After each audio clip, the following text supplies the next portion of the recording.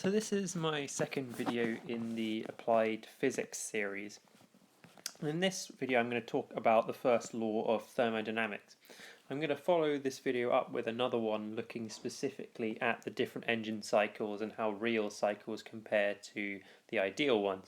But this one I'm just going to focus on the thermodynamic stuff, what an ideal cycle looks like and how we can do some calculations from those cycles. So first of all, there's some key parts before we actually look at the equation that we need to know about. So the first thing is the terminology and the symbols. So we use these three symbols here, Q, U and W, to denote different kinds of energy. So you can see they're all energies because they all have the unit of joules. So Q is used for heat or thermal energy. U is used for the internal energy of a system, and I'll discuss what that means in a second. And W stands for the work done. So again, the energy in the form of work.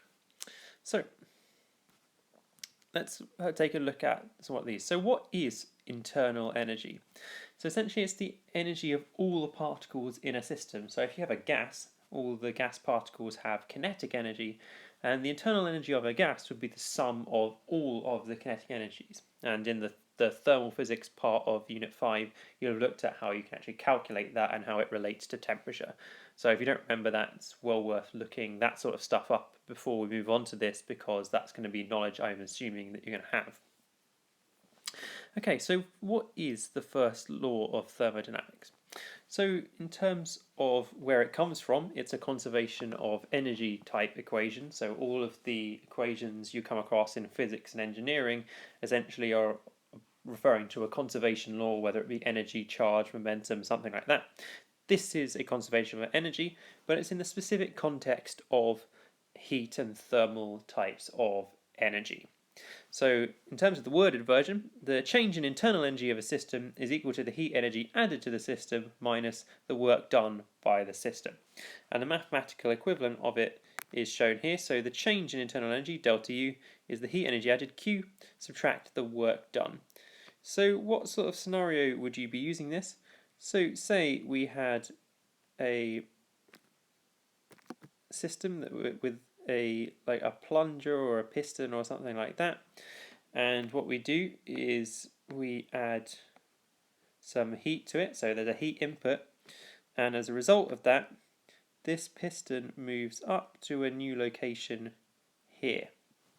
So what this is saying is the change in the internal energy of the gas, so like the kinetic energy of the gas, would be the heat you've added minus the work done to move that plunger upwards. So that's going to take some energy. So there's actually, if you want to get a certain change in internal energy, you'll have to add slightly more heat energy than just to change the internal energy. You're going to have to think about the work done in the system as well. So that's what that actually means. Alright, so let's move on to the next part. So in the course you need to know about some certain types of engine cycles. And the first one we're going to look at is called the Otto cycle, sometimes known as a 4-stroke petrol cycle.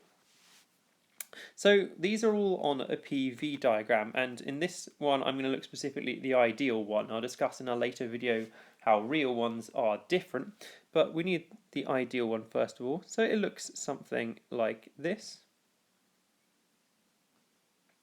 Remember, this is a very rough sketch, but this is essentially what it looks like. So there are certain regions here. So one of the things I'm going to ask you to do is to label the regions. It's important to know what they are.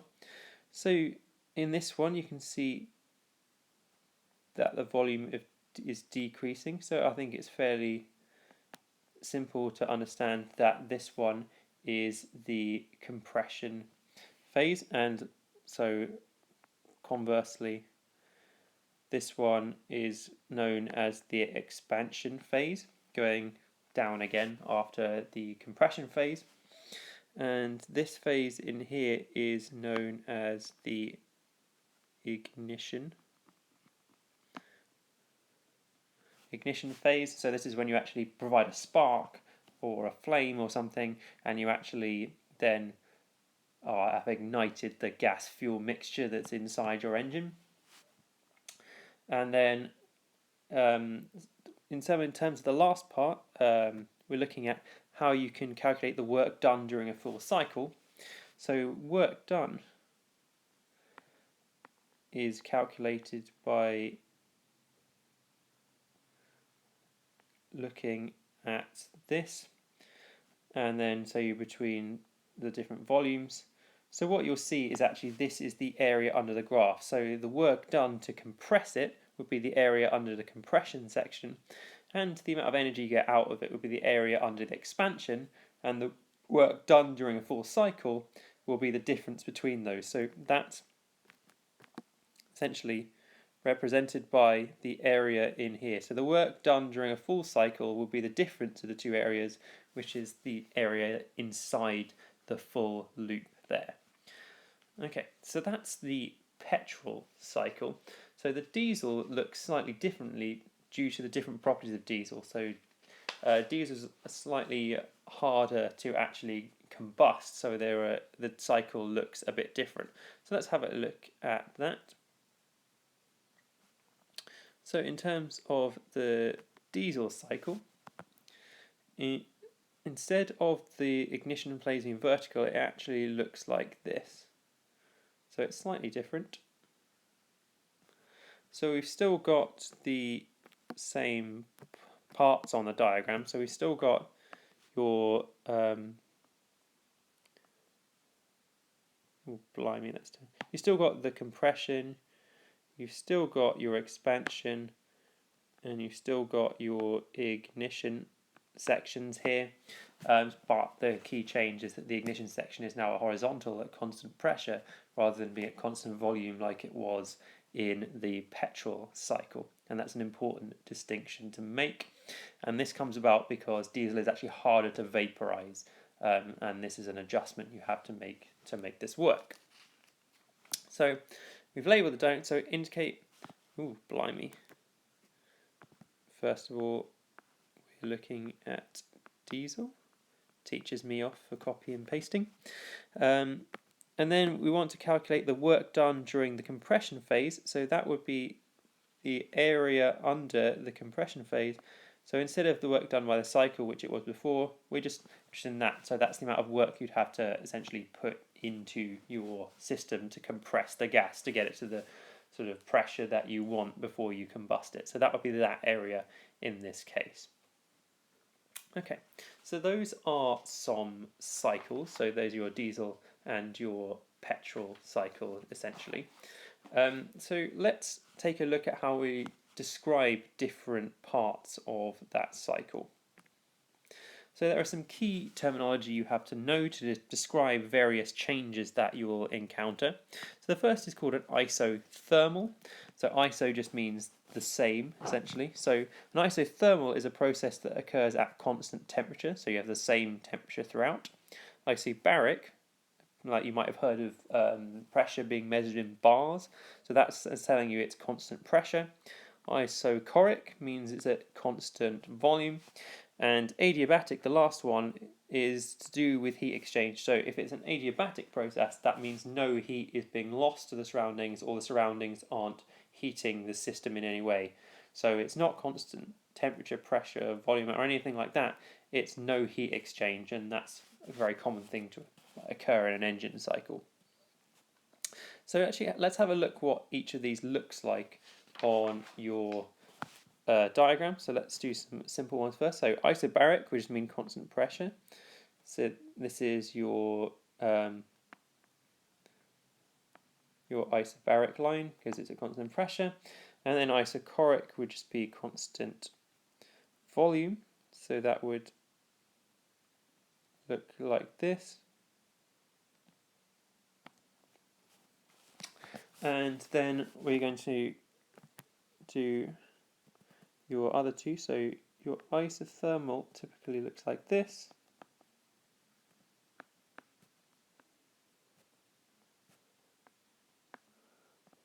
And then lastly, let's look at your adiabatic. Your adiabatic looks something like this.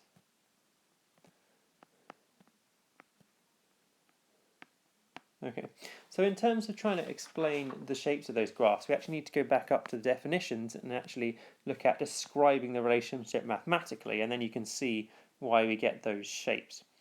So, isothermal, essentially this is looking at Boyle's law, so it's essentially saying the pressure times the volume would be equal to a constant, so that's some link back to your Unit 5 thermal kind of stuff. When we're dealing with isobaric, we're looking at the work done, P dV, so we can actually calculate the energies and that kind of thing. And an isochoric, it'd be slightly different, so we've got the volume being this one, and we've got the pressure changing here, so we've got an equation that governs that.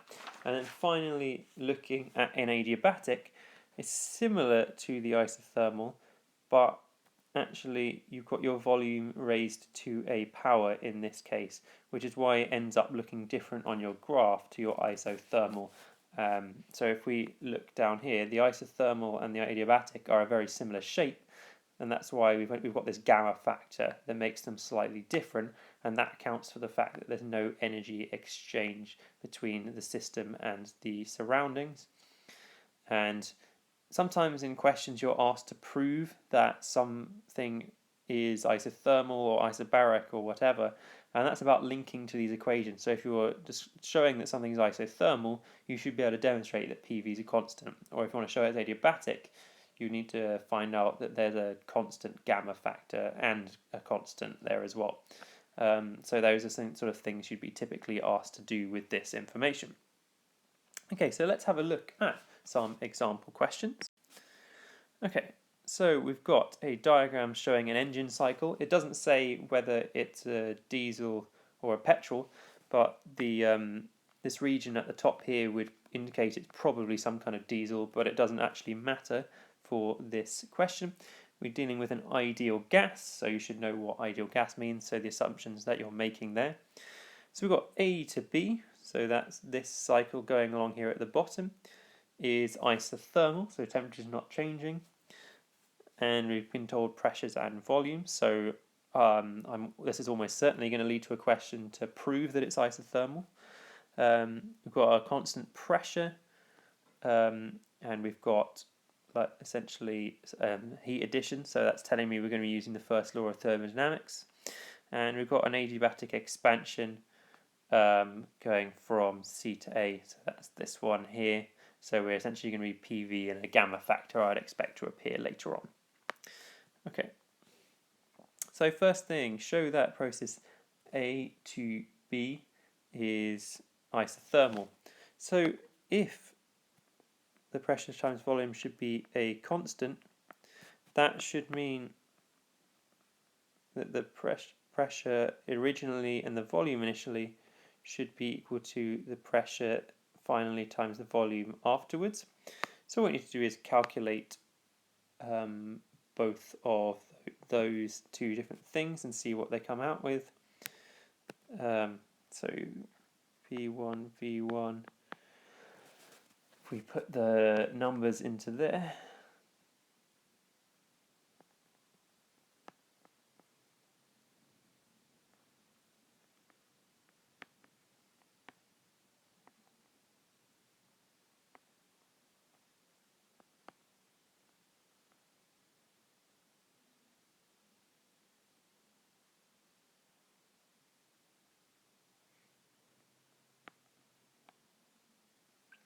then if we do the same for the second set, so we've got this time 4.8 times 10 to the 6 times by 0.25 is 10 to the minus 3, and that also comes out at 120. So essentially, because they both come out of the same answer, that's showing essentially that we've got an isothermal process by calculation in this case. Okay, so that's a question. So we need to calculate the work done in the process B to C. So remember looking at the equations we were linking to. So we've got a constant pressure process, so work done is P dV. So that's going to be your pressure, because pressure is constant, so we just got this number, and then your change in volume was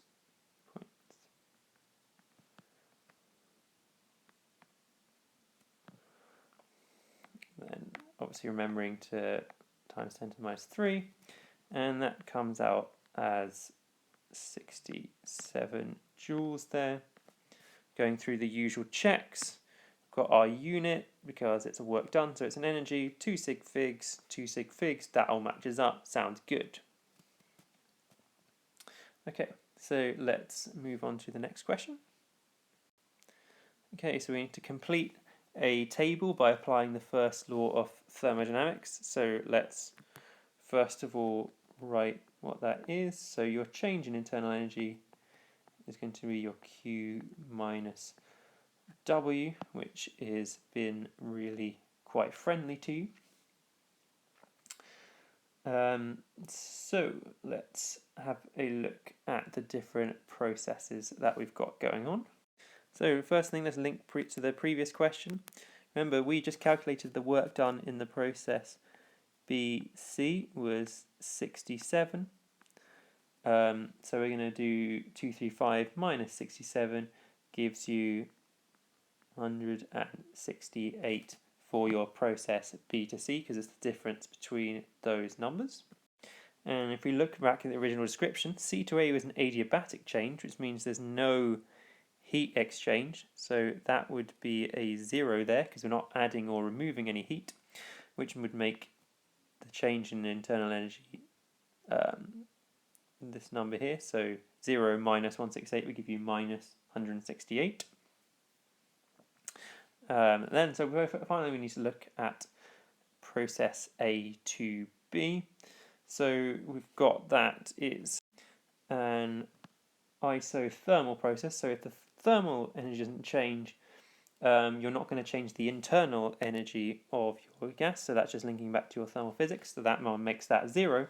So then Q must be equal to, I'm not sure why I'm writing a point, exactly the same there. And so what we then need to do is simply balance these up. So your heat over the full cycle must balance that. So minus 188 plus something must be, something minus 188 must be 2315. So we've got x minus 188 equals 235, which must mean this number here would be plus 47 there. So you notice in here I'm always writing pluses and minus because it's really important to know the direction of a change. So get into the habit of doing that. Write plus or minus, obviously 0 don't, because it's no change at all, so there's no sign. But in terms of it, get into a habit of writing signs. So then last question, when you're dealing with engines, there's always a lot to do with efficiency, because it's very important when you're designing things to think about efficiency. So the efficiency is the net work output over the energy supplied from heating. So that's going to make your efficiency, which is often given a symbol like this one. So your work output from your cycle was 47. So it's essentially the amount of work we got out of it over the total heat added, which is 235. So that gives you a efficiency of 0.20. Obviously we could write this as 20%, but typically when you're doing engineering you don't express percentages, efficiencies as percentages. You leave them as decimals because that makes them much easier to use in your calculations. So again, get into your habit of this. It's obviously unitless because it's just a ratio. Okay, so last part here. Describe 2 problems that would be encountered trying to design a real engine based on this cycle. So essentially, if you think about the cycle, we had a isothermal phase when we had an adiabatic phase. And this introduces problems straight away, because if it's isothermal, you're going to need very, very, very fast heat exchange to enable temperature to stay the same, which is quite difficult to do mechanically, to have very fast heat exchange, but you can get pretty close to it. Whereas in adiabatic phase, you want very slow heat exchange, because essentially you don't want any heat to be exchanged with the surroundings.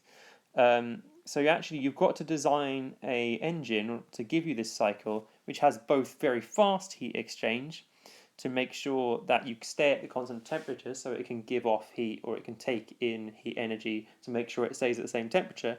But it also at the same time has to have a very slow heat exchange, because you don't want to exchange heat with the surroundings when you're in the adiabatic phase.